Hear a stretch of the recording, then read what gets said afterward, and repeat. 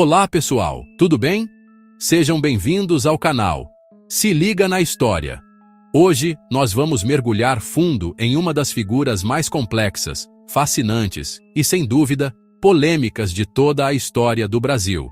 Joaquim José da Silva Xavier, o homem que o mundo viria a conhecer como Tiradentes. O nome dele ecoa nos livros escolares, nos nomes de praças e cidades, e no feriado de 21 de abril.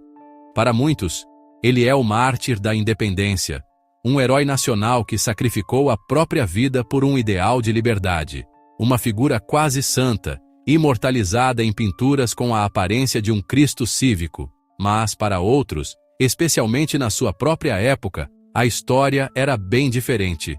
Ele foi visto como um agitador, um conspirador, um traidor da coroa portuguesa que mereceu o destino mais cruel, a forca. Então, quem foi de fato esse homem? O que ele realmente fez para ser lembrado de formas tão opostas? E como a história, ao longo dos séculos, o transformou no rosto que conhecemos hoje? Para entender, precisamos voltar no tempo, para o coração pulsante e dourado do Brasil colonial. Estamos no final do século XVIII, na capitania de Minas Gerais.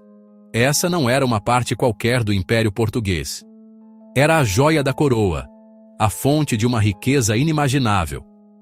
O ciclo do ouro estava em seu auge, e de suas montanhas brotava o metal precioso que financiava o luxo da corte em Lisboa, a reconstrução de cidades e a construção de palácios e conventos na Europa. Cidades como Vila Rica, a atual Ouro Preto, floresciam com uma opulência impressionante. Igrejas barrocas, adornadas com o ouro extraído da terra, se erguiam como monumentos à riqueza e à fé. Mas por baixo de toda essa prosperidade, a tensão crescia. A coroa portuguesa era insaciável.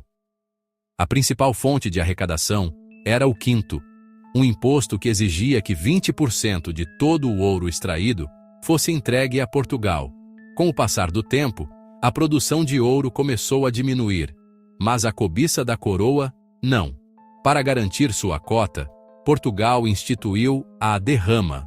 A derrama era uma cobrança forçada e violenta de impostos atrasados.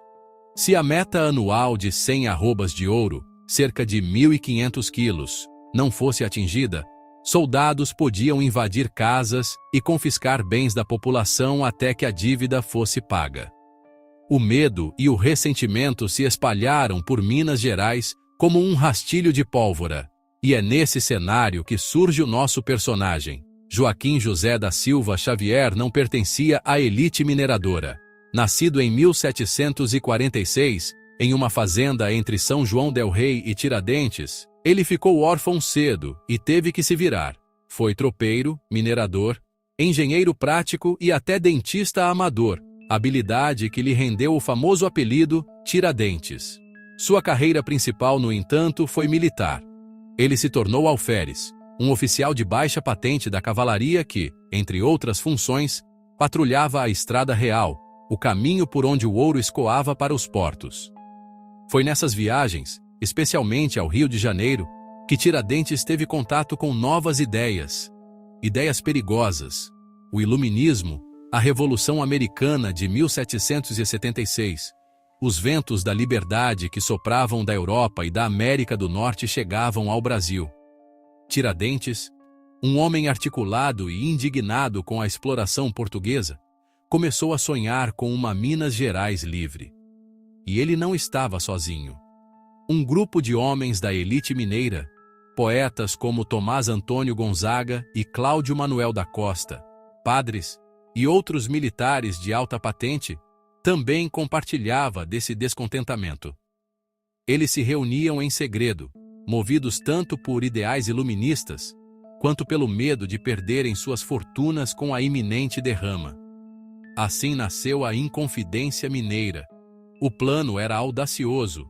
Eles pretendiam proclamar a independência de Minas Gerais no dia em que a derrama fosse decretada. A capital seria São João del Rei, e Vila Rica se tornaria uma cidade universitária. Eles até desenharam uma nova bandeira, com um triângulo simbolizando a Santíssima Trindade e o lema em latim: Libertas quae sera tamen, liberdade, ainda que tardia. Mas toda conspiração tem seu ponto fraco. A Inconfidência foi traída antes mesmo de começar. Joaquim Silvério dos Reis, um dos conspiradores, afogado em dívidas com a coroa, delatou todo o plano em troca do perdão de seus débitos. A repressão foi imediata e implacável. Os líderes do movimento foram presos um a um. Tiradentes foi capturado no Rio de Janeiro. Seguiu-se um longo e tortuoso processo judicial que durou quase 3 anos. Durante os interrogatórios, muitos dos inconfidentes da elite negaram sua participação ou minimizaram seu envolvimento.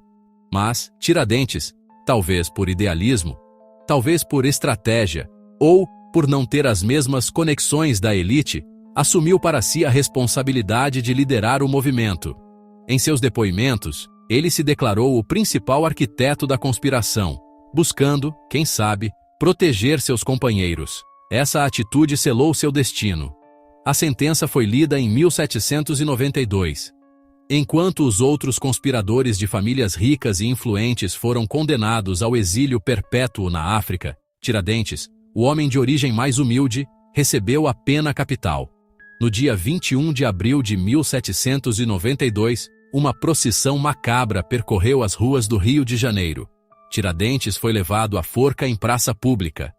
Sua execução foi um espetáculo de poder, projetado pela coroa para servir de exemplo aterrorizante contra qualquer outra tentativa de rebelião. Após o enforcamento, seu corpo foi esquartejado. Sua cabeça foi exibida em um poste em Vila Rica, e seus membros foram espalhados ao longo da Estrada Real, nos locais onde ele pregou suas ideias de liberdade. A mensagem era clara: este é o preço da traição.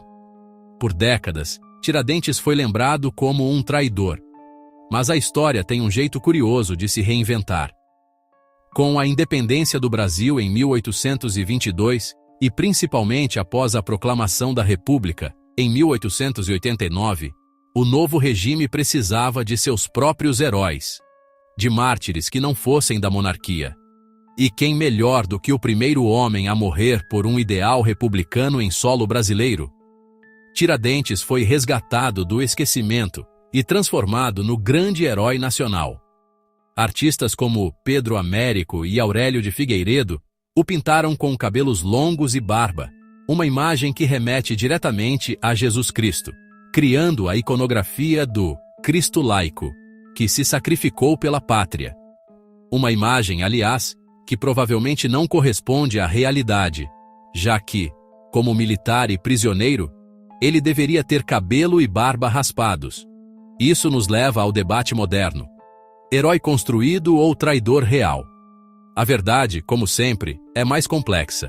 Historiadores hoje apontam que a Inconfidência não foi um movimento de todo o povo brasileiro, mas de uma elite regional preocupada com seus próprios interesses econômicos. Alguns argumentam que o plano era limitado e talvez até ingênuo. Outros defendem que, independentemente das motivações da elite, Tiradentes foi genuinamente movido por um ideal de liberdade e justiça. Ele foi o único que pagou o preço máximo, e ao assumir a culpa, demonstrou uma coragem que o distingue dos demais. Ele não foi o único inconfidente, mas foi o único mártir. Hoje, o legado de Tiradentes está por toda parte. Ele é o patrono cívico da nação brasileira. Seu nome batiza cidades e praças. O dia de sua morte é feriado nacional. A bandeira de Minas Gerais é inspirada diretamente no estandarte da Inconfidência.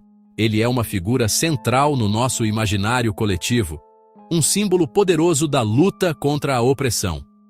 Então, ao longo deste vídeo, vamos desvendar os mistérios da Inconfidência Mineira de 1789 e tentar responder: Tiradentes, herói construído ou traidor real?